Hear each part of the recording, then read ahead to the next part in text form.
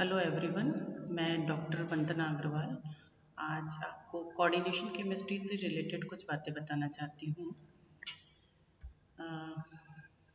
These are the content: coordination complexes, important terminologies, type of ligands and complexes, and Werner theory. सबसे पहले हम coordination complex क्या होता है ये समझेंगे। कोऑर्डिनेशन कॉम्प्लेक्स दो भाग से मिलकर बना है, कॉम्प्लेक्सेस एंड कोऑर्डिनेट।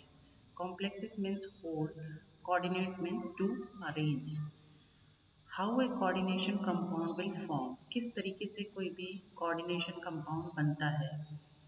हम बहुत सारे बॉन्ड्स के बारे में पहले भी पिछली क्लासेस में पढ़ चुके हैं। There are mainly three types of bond: covalent, coordinate, and ionic. Covalent bond mutual sharing of electron between two atoms formation होता है, जबकि ionic bond इलेक्ट्रॉन के ट्रांसफर से फॉर्मेशन होता है।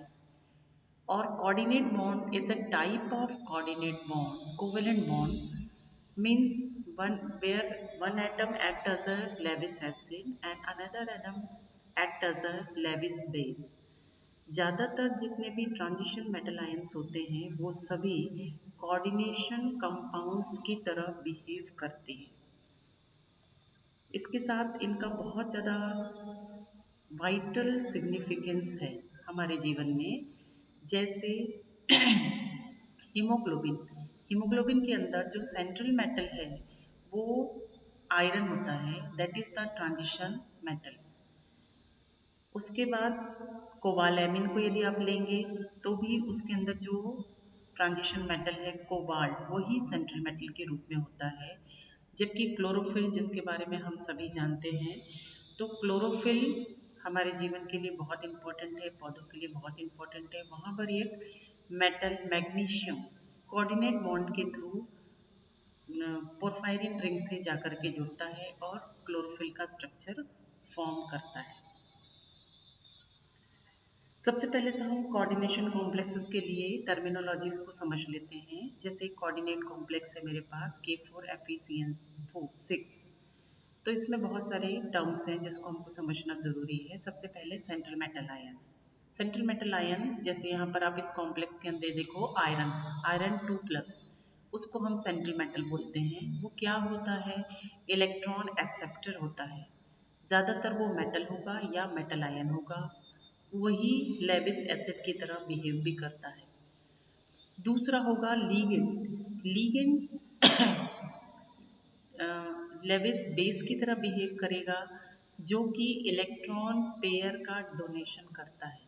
आप कोऑर्डिनेट बॉन्ड के अंदर एक चीज़ ध्यान रखिए कि कोऑर्डिनेट बॉन्ड थ्रू कोई भी इलेक्ट्रॉन पेयर में ही बनेगा, नॉट द सिंगल इलेक्ट्रॉन।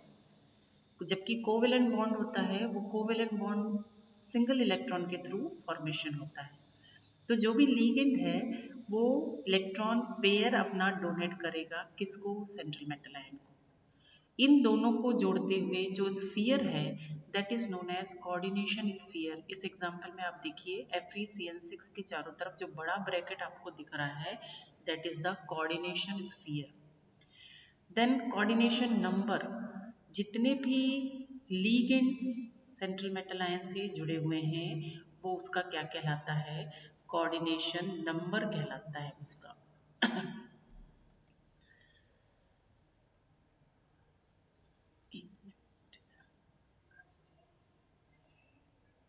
अगला टर्म है कोऑर्डिनेशन पॉलीहेड्रॉन। जितना भी वो अरेंजमेंट या जो भी स्ट्रक्चर वो फॉर्म कर रहा है कोऑर्डिनेशन कंपाउंड, वो उसका क्या कहलाता है? पॉलीहेड्रॉन। यदि उसके अंदर कोई भी कोऑर्डिनेशन कॉम्प्लेक्स में लीगेंड की संख्या 6 है तो वो ऑक्टाहेड्रल स्ट्रक्चर फॉर्म करेंगे। यदि लीगेंड की संख्या 4 है तो टेट्राहेड्रल या स्क्वायर प्लेनर स्ट्रक्चर का फॉर्मेशन वो करते हैं। ऑक्सीडेशन नंबर बहुत इंपॉर्टेंट है। ऑक्सीडेशन नंबर निकालने का एक टेक्निक है। जैसे सपोज एक एग्जांपल है हमारे पास K4FeCN6। यहाँ पर मेरे को ऑक्सीडेशन नंबर किसका निकालना होगा? ज़्यादातर जो मेरे पास सेंट्रल मेटल आयन है, central metal ion is iron. Iron को मैं X लिख लेती हूँ। जितने भी नंबर ऑफ लीगेंड है उनको उनके चार्जेस से मल्टीप्लाई कर देती हूँ। जैसे यहाँ पे 6 लीगेंड है और इस पे साइनाइड पर चार्जेस कितना है, -1 चार्ज है, तो 6 इंटू -1 कर दिया इज इक्वल टू उसके स्क्वायर ब्रैकेट के चारों तरफ जितने भी सपोर्टिंग आयन है। जैसे पोटेशियम आयन है, पोटेशियम पे प्लस चार्ज है तो यहाँ पे माइनस लेंगे, -4 करके लिख लेंगे। तो यहाँ से इस इक्वेशन से मैं x की वैल्यू को फाइंड आउट करूंगी और यदि x की वैल्यू फाइंड आउट करती हूँ तो वैल्यू आती है +2। मतलब कि इस कोऑर्डिनेशन कॉम्प्लेक्स के अंदर जो सेंट्रल मेटल है उसका जो चार्ज है या उसका ऑक्सीडेशन नंबर है वो +2 है।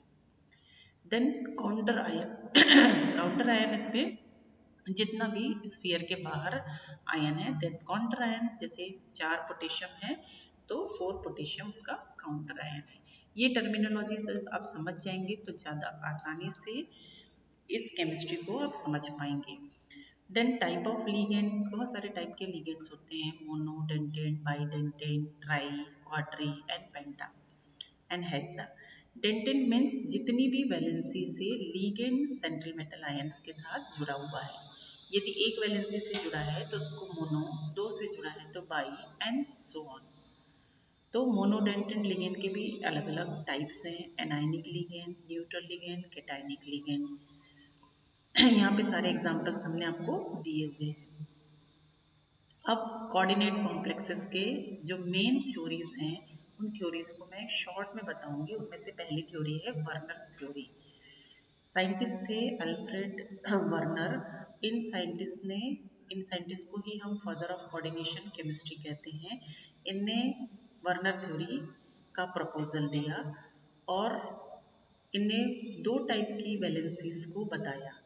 First is the primary valency, another is secondary valency.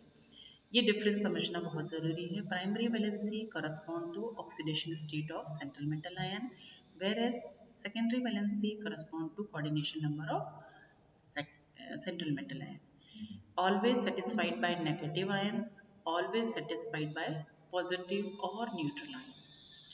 Primary valency shown by dotted line and secondary valency shown by thick line.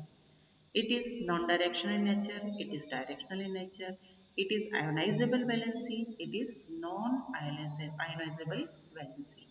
These are the difference between two valencies. Here is the experiment which done by Werner.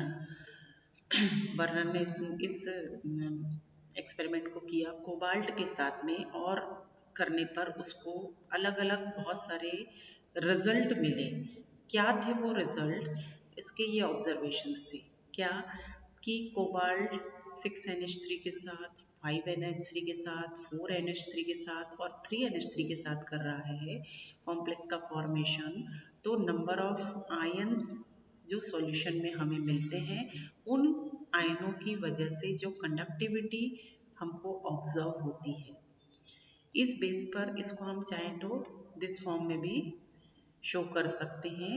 जैसे पहले वाला जो हमारा structure था जिसमें कि 6 हमारे पास amine था, उसमें से हमको देखो ये जो डॉटेड लाइन में है और कुछ जो है स्ट्रेट लाइन में, ये प्राइमरी और सेकेंडरी वैलेंसी को अलग अलग शो करता है।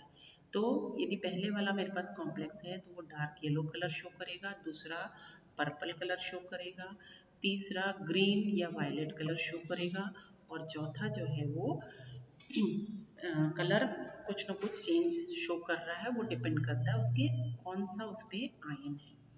तो ये जो था आपका वर्नर्स थ्योरी था, लेकिन इन वर्नर थ्योरी में भी कुछ लिमिटेशंस थे, कुछ कमियां थी। क्या कि कलर ऑफ द कॉम्प्लेक्स को वो एक्सप्लेन नहीं कर पाया। कोबाल्ट का अलग कलर है, निकल का अलग कलर है, उसको वो एक्सप्लेन नहीं कर पाया। दूसरा, बहुत सारे कॉम्प्लेक्सेस की ऑप्टिकल प्रॉपर्टीज़ हैं, उनको भी एक्सप्लेन नहीं कर पाया। और इसके साथ साथ कोऑर्डिनेट कॉम्प्लेक्सेस डायरेक्शनल प्रॉपर्टी भी शो करते हैं, उसको भी वर्नर्स थ्योरी एक्सप्लेन नहीं कर पाई। तो इन सारे इनके लिमिटेशंस को ओवरकम करते हुए अलग एक थ्योरी दी गई, that is crystal field theory, जो कि हम अगले इसके वीडियो में देखेंगे। होप आप ये सब वीडियो को समझ पा रहे होंगे। कोई भी आपकी इससे रिलेटेड क्वेरी होगी, you can ask. Okay, thank you.